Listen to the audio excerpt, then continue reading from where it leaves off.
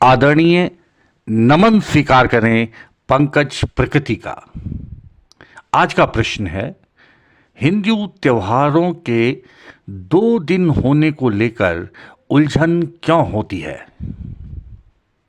हिंदू त्योहार अक्सर 2 अलग-अलग दिनों में मनाए जाने के कारण उलझन पैदा कर सकते हैं।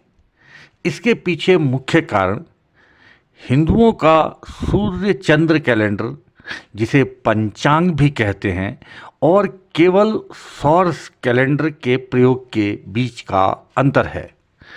आइए जानते हैं कैसे यह अंतर त्योहारों के अलग अलग दिनों पर पड़ने का कारण बनते हैं।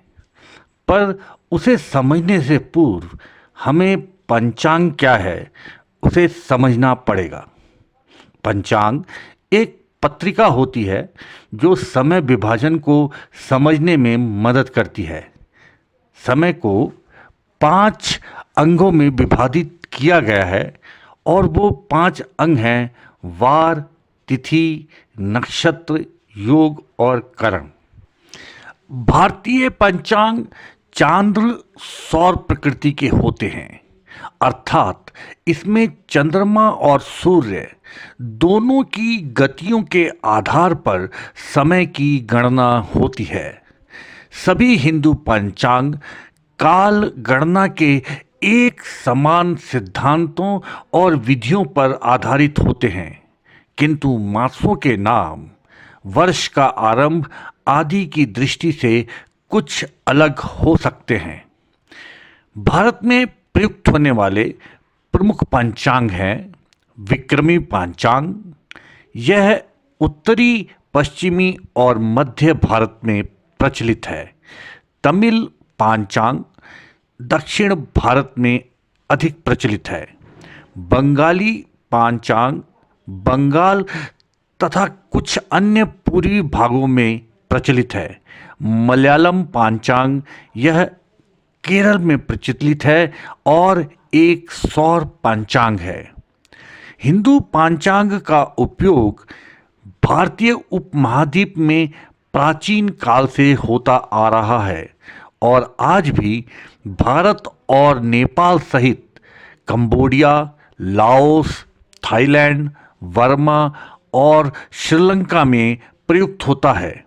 हिंदू पंचांग के अनुसार ही हिंदुओं, बौद्धों, जैनों, सिखों के त्यौहार जैसे होली, गणेश चतुर्थी, सरस्वती पूजा, महाशिवरात्रि, वैशाखी, रक्षाबंधन, पोंगल, ओणम, रथ यात्रा, नवरात्रि, लक्ष्मी पूजा, कृष्ण जन्माष्टमी, दुर्गा पूजा, राम नवमी, विशु और दीपावली आदि मनाए जाते हैं। वार भारतीय पंचांग प्रणाली में एक प्राकृतिक सौर दिवस को दिवस कहा जाता है। सप्ताह में 7 दिन होते हैं और उनको वार कहा जाता है। दिनों के नाम सूर्य, चंद्र और 5 प्रमुख ग्रहों पर आधारित हैं, जैसे नाम यूरोप में भी प्रचलित हैं। 7 वार इस प्रकार से होते हैं: सोमवार, मंगलवार, बुधवार, बृहस्पतिवार, शुक्रवार, शनिवार और रविवार।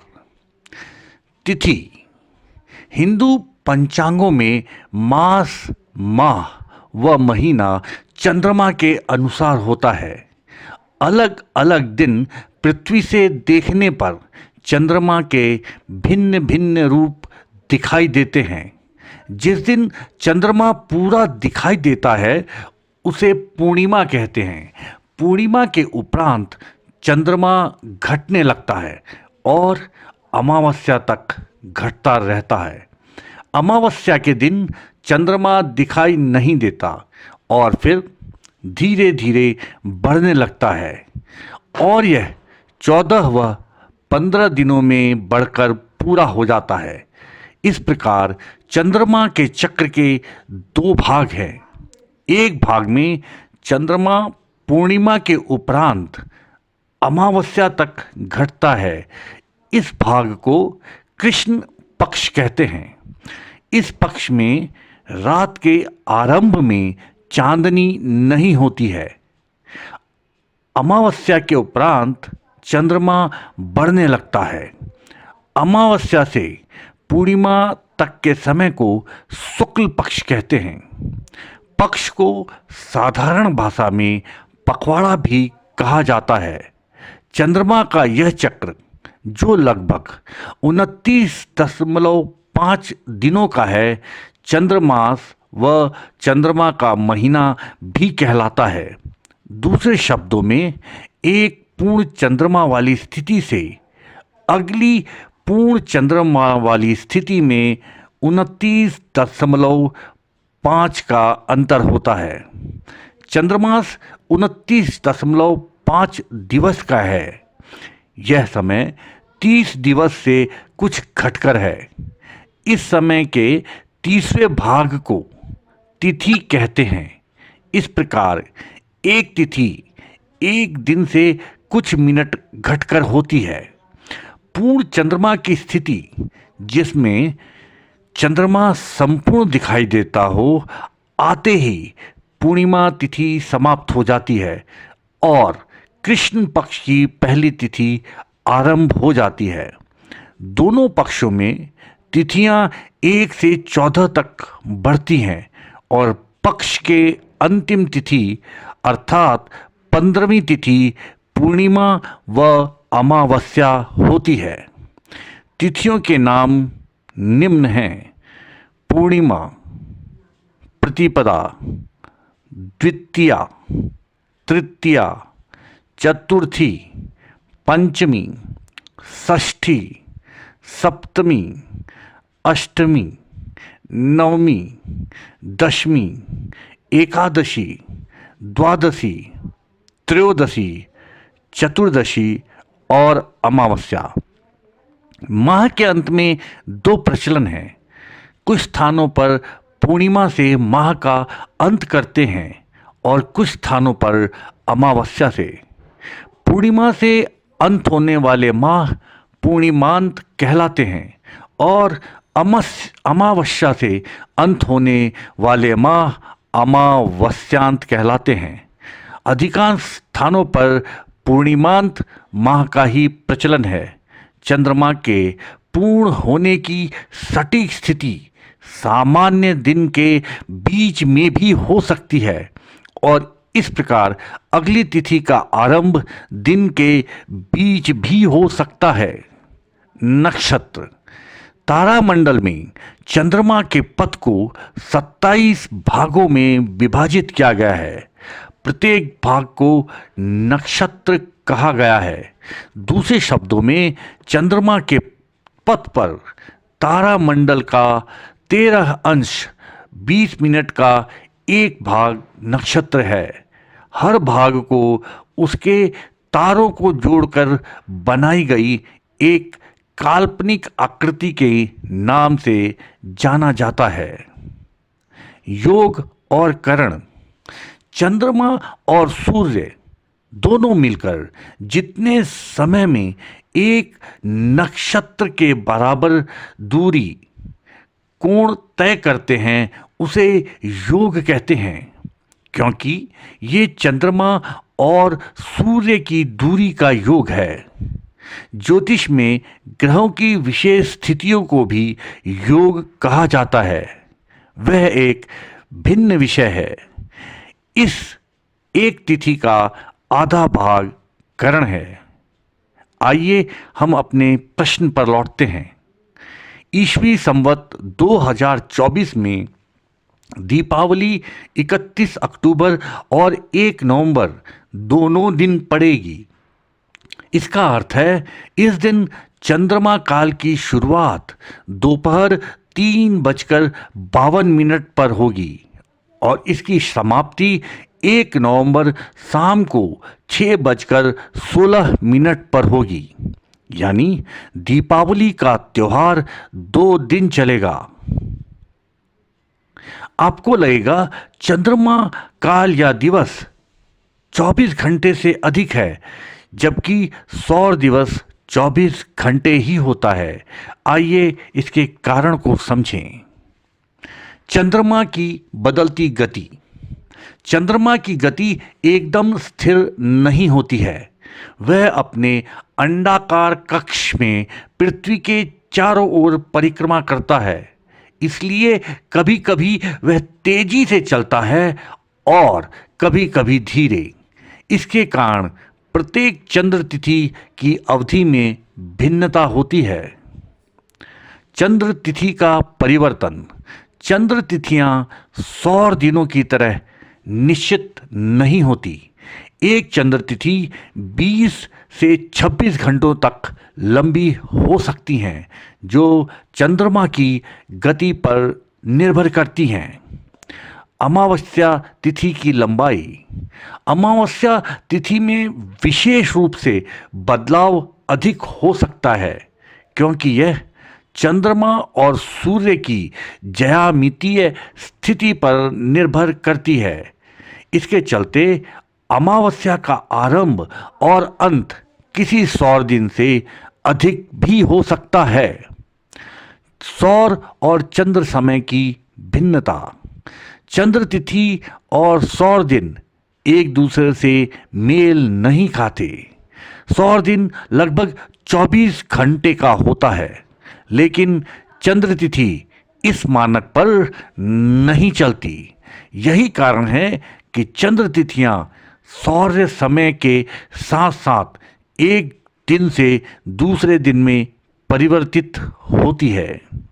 आइए अब थोड़ा भारतीय सौर चंद्र कैलेंडर और सौर कैलेंडर के माध्यम से इसे समझने का प्रयास करते हैं। चंद्र कैलेंडर बनाम सौर कैलेंडर। हिंदू पंचांग मुख्य रूप से चंद्र कैलेंडर पर आधारित है, जो चंद्रमा के चरणों पर चलता है। हर महीने की शुरुआत नए चंद्रमा से होती है। चंद्र चक्र लगभग 29.5 दिन का होता है, जिससे चंद्र वर्ष सौर वर्ष की तुलना में 11 दिन छोटा हो जाता है। इस अंतर के कारण हर साल त्योहारों की तारीखें बदलती रहती हैं। पंचांग में हर कुछ वर्षों के पश्चात अधिक माह जोड़ा जाता है, ताकि सौर कैलेंडर के साथ तालमेल बना रहे। इस कारण भी त्योहारों की तारीखों में बदलाव होता रहता है।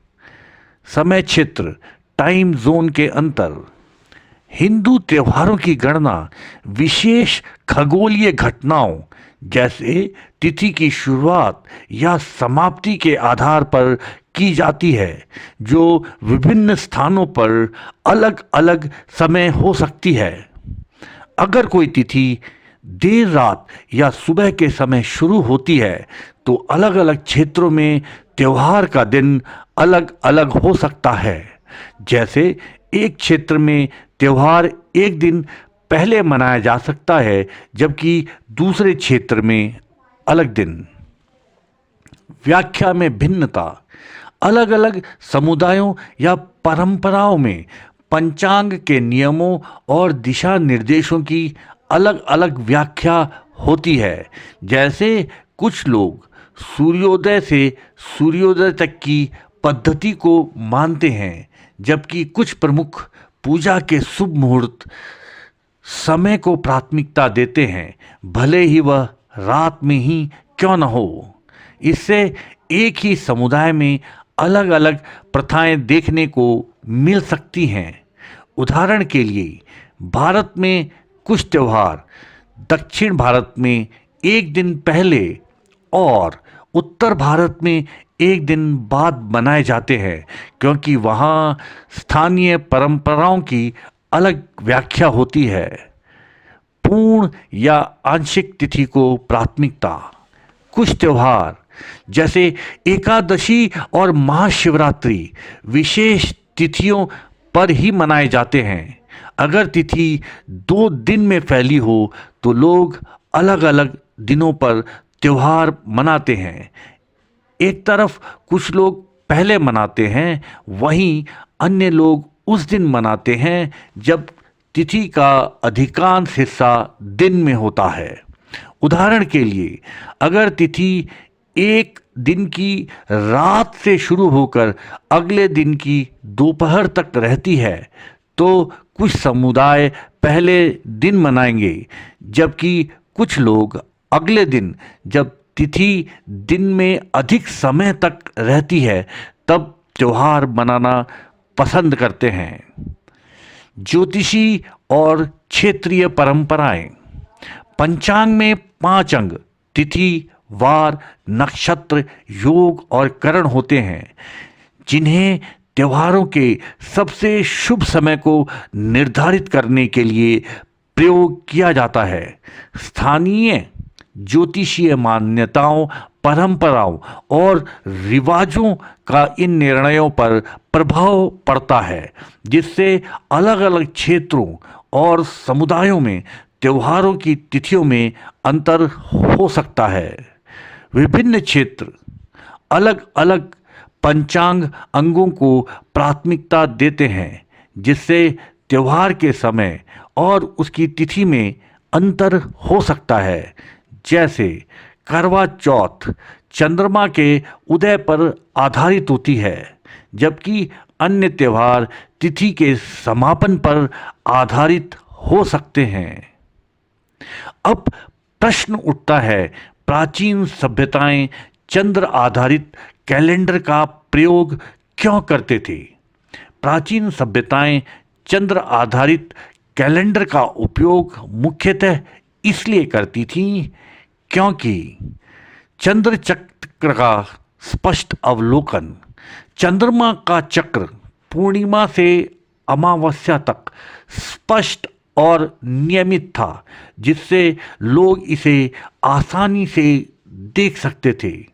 प्राचीन समाजों में वैज्ञानिक उपकरणों का अभाव था, इसलिए चंद्रमा के चरणों का अनुकरण करना सरल और विश्वसनीय विकल्प था। प्राकृतिक समय माप। चंद्रमा की गति और उसके विभिन्न रूपों जैसे पूर्णिमा, अमावस्या, अर्धचंद्र को देखना आसान था, जिससे महीनों को विभाजित करना सहज हुआ। यह एक स्वाभाविक समय माप प्रणाली प्रदान करता था, जिसका उपयोग ऋतुओं और कृषि गतिविधियों के लिए किया जा सकता था। कृषि और मौसम चक्र। कई सभ्यताओं ने कृषि के लिए चंद्रमा के चक्रों का उपयोग किया, क्योंकि इससे बीज बोने, फसल काटने और अन्य कृषि कार्यों के लिए सही समय का अनुमान लगाया जा सकता था। चंद्रमा का प्रभाव ज्वार भाटा और जलवायु चक्रों पर भी पड़ता है, जो कृषि समाजों के लिए महत्वपूर्ण था। धार्मिक और सांस्कृतिक महत्व। चंद्रमा का धार्मिक और सांस्कृतिक महत्व भी था।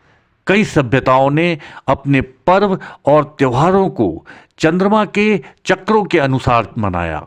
उदाहरण के लिए हिंदू, इस्लामी और यहूदी कैलेंडर सभी चंद्रमा पर आधारित हैं। उनके मुख्य त्योहार चंद्र महीनों के अनुसार निर्धारित होते हैं। चंद्र महीने की लंबाई। हिंदू पंचांग चंद्र महीनों पर आधारित होता है, जिसमें हर महीने में लगभग 29.5 दिन होते हैं। इसके कारण चंद्रवर्ष लगभग 354 दिन का होता है, जो सौर वर्ष जो 365.25 दिन का होता है से लगभग 11 दिन कम होता है। इस अंतर के कारण हर 3 वर्ष पश्चात चंद्र वर्ष और सौर वर्ष में करीब 1 महीने का अंतर आ जाता है। इसे संतुलित करने के लिए हर 3 साल में एक अधिमास जोड़ा जाता है, जिससे चंद्र वर्ष और सौर वर्ष में तालमेल बना रहे। पश्चिमी शिक्षा और ज्ञान में त्योहार सिर्फ सूर्य आधारित कैलेंडर के अनुसार मनाया जाता है, जैसे स्वतंत्रता दिवस, क्रिसमस डे, मजदूर दिवस आदि। लेकिन भारतीय त्योहारों के समय का निर्णय सिर्फ सूर्य के आधार पर नहीं होता, बल्कि सूर्य, चंद्रमा, नक्षत्रों के उदय और उसके आधार पर निर्मित कुंडली के अनुसार होता है। ग्रहों की भिन्न भिन्न स्थानों पर उपस्थिति के आधार पर शुभ और अशुभ निर्णय करके पूजा और त्योहार का निर्णय लिया जाता है। इसे थोड़ा और विस्तारित करते हैं। भारत एक बड़ा देश है जो 97.25 पूर्व और 68.7 देशांतर के मध्य स्थित है। धरती के अपने धुरी पर घूमने की वजह से देशांतर में हर 1 डिग्री के अंतर पर सूर्योदय 4 मिनट की देरी से होता है।